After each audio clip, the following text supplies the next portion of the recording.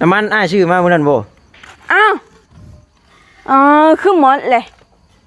โตบ่ลากกินฮึเดี๋ยวหอยนี่มาโอ้ว่าสิชวนทอดไข่กินข้าวแรงอยู่เด้นี่โอ้เบิดเลยติ๊บข้าวเฮาก็หน่วยนึงติ๊บข้าวพอสร้างก็หน่วยนึงขนาดพอสร้างเฮ็ดเวียกทั้งนั้นนะเฮ็ดเวียกเด้อยู่นอกครับเฮามาปลาเป็นหาเฮาตั้งเนี่ยหั่นนะมันเอาไปกินพอสร้างเฮ็ดเวียกหาบ่เห็นมันเข้ามาเนาะโอ้มาขี้แท้เฮ้ยมื้อนี้เฮ้ยตามมาขี้แท้วะเนาะหักแพงกันลีมื้อนี้เฮ้ยปกตินี่บ่เห็นซอยกันนะโอ้จ้าเอโอ้ยช่างกันเฮ้ยฮะโอ้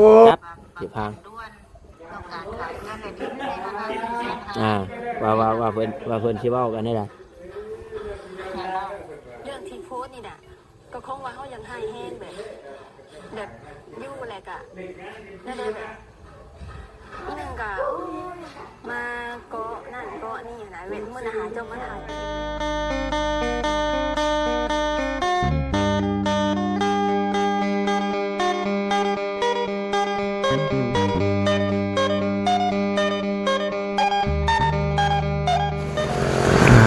พี่น้องเนาะทางนั้นก็กำลังเก็บรายละเอียดพี่น้องเนาะเอาคักๆแล้วพอสร้างเลยแล้วไว้ได้หับเงินไว้เพราะว่าเบิ่งสร้างนี่เริ่มท่อแล้วนี่เริ่มบ่มีเงินใส่น้ำมันรถมาแล้วเดี๋ยวเนาะจมกันอยู่ได้นี่โอ้อยากเบิกเงินดิเราอ่ะบัดบ่ต้าก็บ่มีเงินให้เบิกพี่น้องเนาะจะว่าอย่างใดกูแล้วโทรหาอ้ายเพิ่นเด้อได้ยินว่าอยากเบิกเงินเบิกค้ำก็ได้ได้ทั้งนั้นก็ยังบ่แล้วบ่ทั่วอยู่บ่เอ้ยเนาะเลยเห็ดไปเห็ดมากก็เริ่มอยากกินข้าวเลยหน่อยไข่บ่เอาสบายดีเด้อเนาะสบายดีเด้อแกเสือโชว์พุ่งอยู่ได้พี่น้องฮ้อนบ่เห็ดเวียกหรือฮ้อนเลยเนาะคือว่าแล้วพี่น้องเนาะกะผู้รักผู้ใหญ่เพิ่นซื้อให้เฮาก็อยากนงให้เพิ่นเห็นนะอยากนงงามๆให้เพิ่นเห็นน้อยสิว่าโอ้เนาะเอาเสื้อผ้าหน้าแพ้ให้บัดคือบ่นงมาคือเป็นได้พ่อแม่พี่น้องน้อยนุ่งสุดนี่เลยใครแน่บ่หรือว่าได้เปลี่ยนลุคบ่หรือว่าได้หรือว่าให้นุ่งเสื้อแขนยาวแบบมิดชิดแล้วบ่หรือว่าให้แบบเซ็กซี่เนาะเดี๋ยวสิเปลี่ยนลุคเช้าเปลี่ยนลุคก็ดึงลงหน่อยเด้อยัด FC เพิ่นท่วงหั่นดอกเอาหน่อยฮะน้ำมันอ้ายชื่อมาเมื่อนั้นบ่อ้าวคือหมดเลยโตบ่ลากกินฮึเดี๋ยวหอยนี่มาโอ้ว่าสิชวนทอดไข่กินข้าวแรงอยู่เด้นี่โอ้เบิดเลยติ๊บข้าวเฮาก็หน่วยนึงติ๊บข้าวพอสร้างก็หน่วยนึงมาจังไรไผใหม่ดิเนาะนี่แขวมันนี่เบิ่งหลักฐานพี่น้องเนาะนี่เห็นบ่พอเห็นเลยพี่น้องเนาะโอ้โพดโอ้บ่ได้เด้อบัดเด้อซื้อมาบัดนี้ต้องเอาไว้สูงเด้อชิมหายฮะเดี๋ยวนี้เนาะทานได้อย่างพ่อมื้อติ๊บข้าวติ๊บหน้าของมันไปกินมันของบ่สร้างก็ติ๊บใหญ่สิบ่มันเอาไปหรือว่าติ๊บน้อยติ๊บห้าติ๊บใหญ่บ่เห็นเลยหรือว่าเห็นตอนมันคาบไปไล่เอาบ่หรือว่าไล่ลงร้อยเลยบ่เห็นเลยขนาดพอสร้างเฮ็ดเวียกทั้งนั้นนะเฮ็ดเวียกเด้อยู่นอกครับเฮามาปลาเป็นหาเฮาตั้งเนี่ยหั่นนะมันเอาไปกินพอสร้างเฮ็ดเวียกบ่เห็นมันเข้ามาเนาะโอ้ยเดี๋ยวเนาะโอ้ขวดนึงบ่ได้ถึกได้น่ะยังบ่ได้ทอดไข่อย่างพ่อมื้อซับโอ้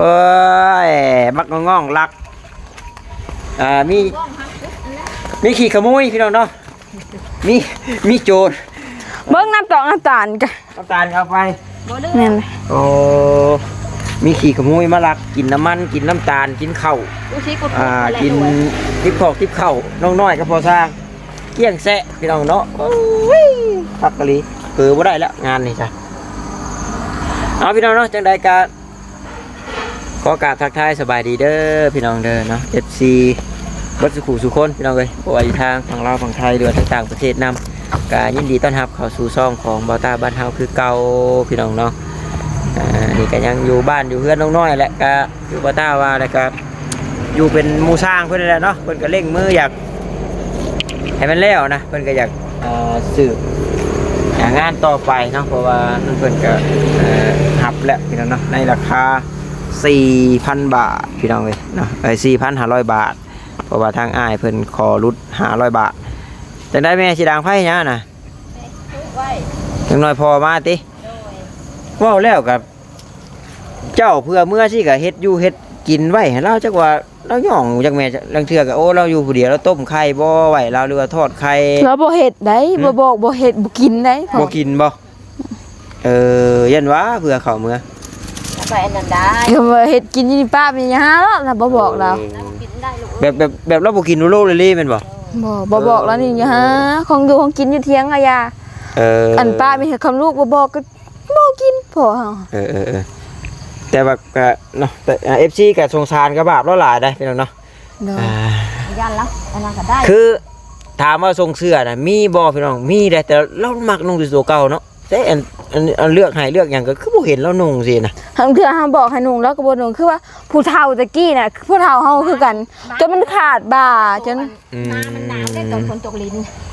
คือว่าแล้วผู้เฒ่าเนาะ เว้าหลายพออ้ายคือกัน นั่นล่ะ เคยนุ่งตัวนั้นแล้วก็เห็นบ่เว้าหยังบัดนี่ผู้เฒ่าเว้าเจ้าของนี่แหละอ้ายนี่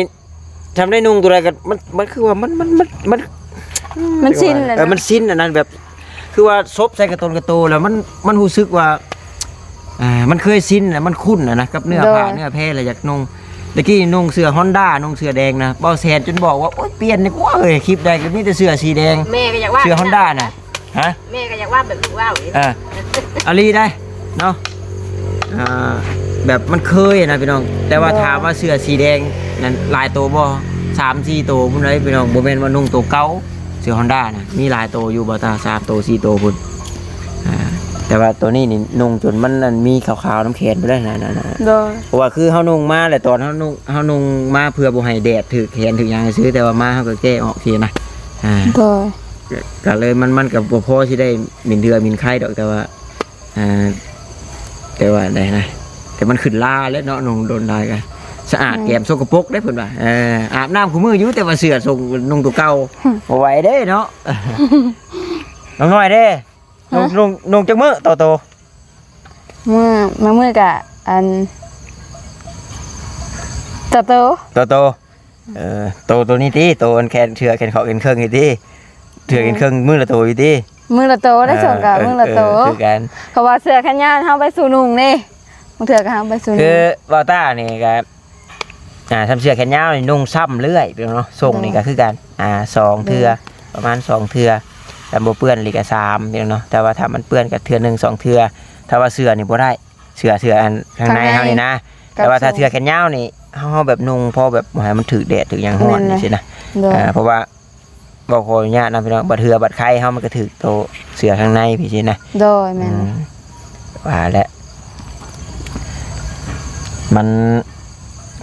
บัดผู้ซักบัดผู้เดียวบาดเอ้า3คนนุ่งบาดนี่เฮาเด้มื้อเช้านี่ไปตั้งแต่ 6:00 นก็ซักเครื่องไอรีเราเสร็จมาเบิ่งก่อนเดี๋ยวไอรีเราเสร็จมาแต่ว่าเจ้าไปหาน้องน้อยบ่ว่าซั่นเด้อเจ้าไปหาน้องน้อยบ่น้องจังว่าเราสิขึ้นมาอีกจ้ะยันว่าพอสร้างโทรหาเรายันว่าพอสร้างก็อยากเบิกเงินเบิกหยังดิพี่น้องเนาะพี่น้องเนาะแล้วก็โทรเพิ่นไปเบิ่งดินในน้องโบบ่าวพัดใส่โทรหาด่วนว่าซั่นน้องคนนี่แหละเบิ่งดินน้องโบเพิ่นซื้อดินใหม่บ่ดินใหม่แล้วก็เว้าเรื่องนี้กันนี่แหละพี่น้องเรื่องบ้านเรื่องเฮือนนี่แหละเว้าน้องน้อยเพิ่นก่อนพี่น้องเอ้ยคือกะล่าชุดนี่แหละพี่น้องเนาะด่วนๆชดอ่อนๆนี่แหละบ่ต้ากับบ่แม่นว่าเว้าใส่น้องเพิ่นซั่นซี่ดอกแต่ว่าเห็นในคลิปนะเห็นในคลิปทางเอ้บุญแล้วเอาลงเฮาก็เห็นเบิ่งอยู่บ่เบิ่งกินใช่เลยเบิ่งน่ะบ่ต้าน่ะบ่ได้เบิ่งจนจบนะเพราะมันเห็นอยู่หัวข้อโทรศัพท์อยู่เบิ่งเอาโทรศัพท์มาก็ได้ได้รถบ่พี่แม่นได้นี่แม่นลีมาเด้หรือว่าไปล้างถ้วยบ่เนาะไปใส่พี่น้องเนาะเดี๋ยวสิให้น้องเพิ่นไปล้างถ้วยล้างบวงนางน้อยมาบ่เห็นจังได๋เนาะ ล้างถ้วยล้างบวงนู่นนี่นั่นกับทางบ่าวใต้ก็สิได้นี่ได้พี่น้องเนาะผู้พระมึงนะก็ท่ากันนี่แหละพี่น้องเนาะมันบ่คืออยู่ผู้เดียวได้หลายคนมาแล้วแบ่งเวลาถ่ายคลิปพี่น้องเนาะก็คืออันบ่าวต้าก็สิเว้าเรื่องเฮือนน่ะเห็นได้พี่น้องเนาะเห็นทางเอื้อยเราคือว่ามีถ้าจำบ่ผิดคือว่าน้องมีบ่น้องมีน้องไม้อย่างจักอย่างเอาจะขายดินจะขายเฮือนพี่น้องเนาะแล้วก็พอดีว่าทางนี่แหละทั้งผู้จักผู้ใหญ่เพิ่นมาขายทั้งแม่ทั้งหยังเพิ่นมาขายแล้วก็เห็นลงไปเว้าไปว่ากันอยู่พี่น้องเนาะจังไดจะบ่ให้เป็นแบบนั้นเด้อน้องน้อยเด้อบ่ให้คิดได้บ่ให้คิดกลุ่มผู้ชายนู่นนี่นั่นเนาะทางอ้ายเพิ่นมาแหละเดี๋ยวเนาะเถอะขอสร้างเอ้ยรอดแล้วโยได้อันเบิกเงินเบิกค้ำมีดอกบานนี่โอ้สาบคีแท้เฮ้ยมื้อนี้เฮ้ยสาบคีแท้วะเนาะหักแพงกันลีมื้อนี้เฮ้ยปกตินี่บ่เห็นซอยกันนะบ่มีแนวพิเศษนะบ่จังว่าตัวนี้บ่จักนำเด้อตัวนี้เด้อบ่จักนำเรื่องพิเศษบ่พิเศษแม่ก็เคยมีแนวเซอร์ไพรส์ถ้าพ่ออยู่บ่เจ้าบ่เคยตั้งแต่เป็นผู้บ่าวผู้สาวตั้งแต่แบบลูกเป็นผัวกันมาแบบเคยอยู่บ่เซอร์ไพรส์ตั้งแต่ยังหนุ่มยังหยังบ่เคยบ่อยากเซอร์ไพรส์เพิ่นอยู่บ่ฮะเอาก็สิหัวเนาะถามได้นี่นั่นแหละจะสะพายเพิ่นอยู่บ่อยากสะพายบ่สิบอกก็บ่ยากเนาะเจ้าว่าถ้าพ่อว่าเฮ็ดอยู่เฮ็ดกินบ่มีเด้บ่เคยกินแนวนี้นั่นเจ้าก็ต้มไข่2หน่วยนี่เอาเท้ามื้อนี้ก็มีแนวมาให้เจ้าว่าซั่นโอ้ยไม่คือแปลกๆคือพิเศษเนาะว่าแล้วพวกมีหักเมียแพงแท้โอ้กี่เลยไปลินแกรถในระบาดเดี๋ยวเนาะก็คือว่าแล้วที่เนาะหักแพงคนข่าวกี่โอ้ชนบุรียังลายนะนั่นเลยตะก้อนล่างปวกเราน้ำล่างบอลอนนี่สไลด์กับเจ็บท้องบ่แม่โดยล่างสไลด์บ่กัดบ่ใช่ยังไปอยู่เคยเด็กใช่เคยเด็กอะไรไปเด็กมันบ่ออกแล้วตัวนี้เอาดีๆหน่อยขี้มูกได้มันบ่ออกอะไรไงลูกเป็นขี้มูกได้บ่ออกอะไรนั้นยองเลยม้าข้าไปน่ะกะยองเด็กได้เรื่องแล้วก็มีแต่ม้าข้าเอาน้ำใส่หน่อยได้เอาออกจากน้ำแกะเลยเอาไว้ดีๆได้เด้อใช่อันนั้นไว้ดูมันบ่ไหวได้เลยมีแต่เอาไปกินเบิดเนาะได้ก็ได้แกะออกแล้วใส่กระติกได้น้ำได้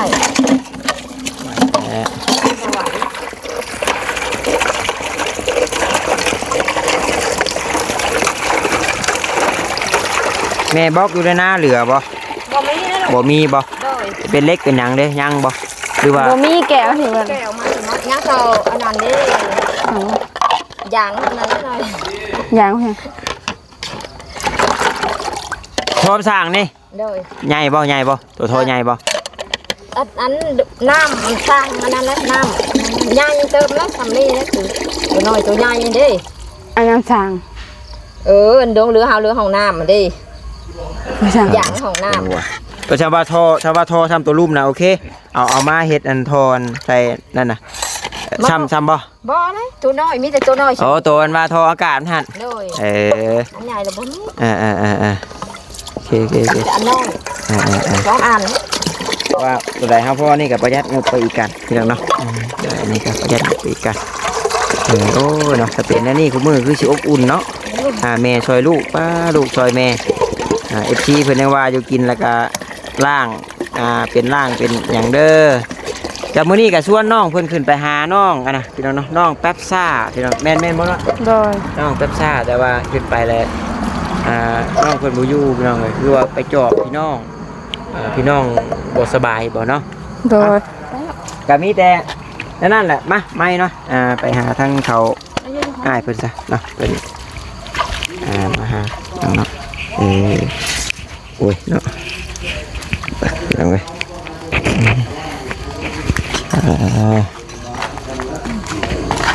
โอ้จ้าเอโอ้ไม่กันชันกันเฮ้ย ฮะโอ้แม่เอ้ยกำลังมีกระแสฮือฮากันอยู่ใส่มานี้จะถามนี่ไอรีมาตรวจสอบน้องน้อยอะไรเนี่ยเนี่ยมาเอาลงนี่เป้าหยอกไอ้สิเด้อแต่เป็นอะไรรถน้องน้อยขายแล้วบ่เพิ่นว่ายังบ่โดย บ่เห็นบ่เห็นขี่ม้าเพิ่นว่าพาหัว ขาหัว โดย หัวน่ะเขาตันบนไดบัดนี่เพิ่นว่า ตันข้างทางลูกเขาได้ เครื่องกลางเลย โดยเครื่องคอกแล้วเพิ่นปล่อยเครื่องกลางเลยดินข้าเจ้าเลยเพิ่นอัดมาเลยทางรถไถเขาเที่ยวได้มันลงช่วงนะฮะกับเพิ่นก็ว่าสิขายอยู่เพิ่นว่าสิขายว่ายันว่าอัดหลานบ่ว่าหลานทำอยู่ว่าบ่สิขายเพราะว่านี้พี่น้องเนาะนี่กำลังเป็นกระแสฮือฮากันอยู่นี่ใหม่ๆสดอ่อนๆนี่ขออนุญาตเด้อพี่น้องเด้อนี่คลิปนี่แหละนี่คลิปมันทั้งเอื้อยบุญนี่ทั้งเอื้อยบุญแล้วนี่เรามาเว้าเรื่องที่ดินที่ดอนเบิ่งเรื่องมันก่อนแต่พ่อเจ้าก็ว่าบ่ได้ได้นั่งเด็กตรงนี้เนาะคอยก็เลยเข้าไปคอยก็บ่ได้เว้าดอกว่าเจ้าขายเฮือนจังซั่นจังซี่ขายแล้วซั่นจังซี่คอยก็บ่ได้เว้า